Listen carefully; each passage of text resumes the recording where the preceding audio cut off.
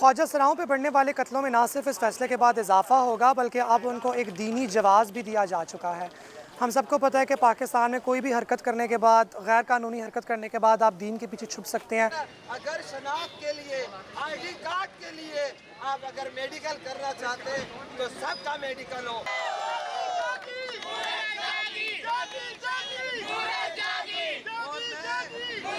हमारी तरफ से दिए गए, ख्वाजा सरा कम्युनिटी की तरफ से दिए गए आर्ग्यूमेंट्स, इंडिपेंडेंट मेडिकल एक्सपर्ट्स की तरफ से दिए गए आर्ग्यूमेंट्स को इंक्लूड ही नहीं किया गया।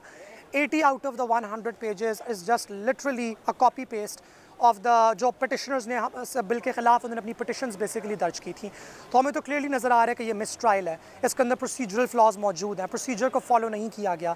अगर कि आप पटिशनर्स के आर्ग्यूमेंट्स दिखा रहे हो तो आपको पार्टी के आर्ग्यूमेंट्स भी दिखाने चाहिए, उन्होंने पार्टी के आर्ग्यूमेंट्स को नहीं दिखाया। So this is how this court is operating right now. Let's see where we go. Procedural flaws के अंदर काफ़ी ज़्यादा हैं, like I said it is not going to stand on its own weight. कुछ insecure औरतें भी हैं जो हमारे वजूद से डरती हैं।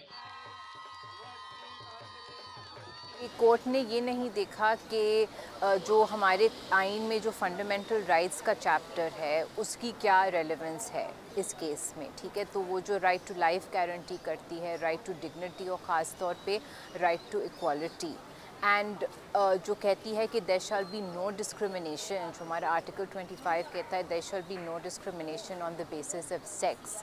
तो इन सब ये जो हमारे जो फंडामेंटल राइट्स हैं उनको बिल्कुल नज़रअंदाज किया गया है। कई सालों से supreme court international human rights के जो ट्रीटीज़ हैं उनको मद्देनज़र रखकर और जो ग्लोबल साइंटिफिक अंडरस्टैंडिंग है उनको मद्देनज़र रखकर वो फ़ैसले देते हैं।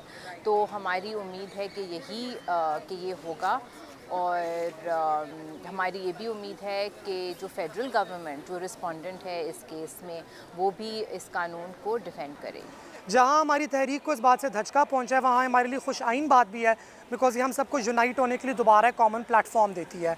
जहाँ 2018 में कानून पास होने के बाद हमने आपको डॉक्टर दिए, इंजीनियर्स दिए, लॉयर्स दिए, मिलिट्री अवार्ड्स दिए, सिविलियन अवार्ड्स दिए, वहाँ शायद हम कंफर्टेबल भी हो गई थी। तो हम बहुत खुश हैं कि इस फैसले की वजह से हमें पता चला है कि हमारे सिस्टम के अंदर, स्टेट के अंदर और सोसाइटी के अंदर कौन कौन से ऐसे अनासर मौजूद हैं जिनके साथ हमारी जंग आज भी कायम है।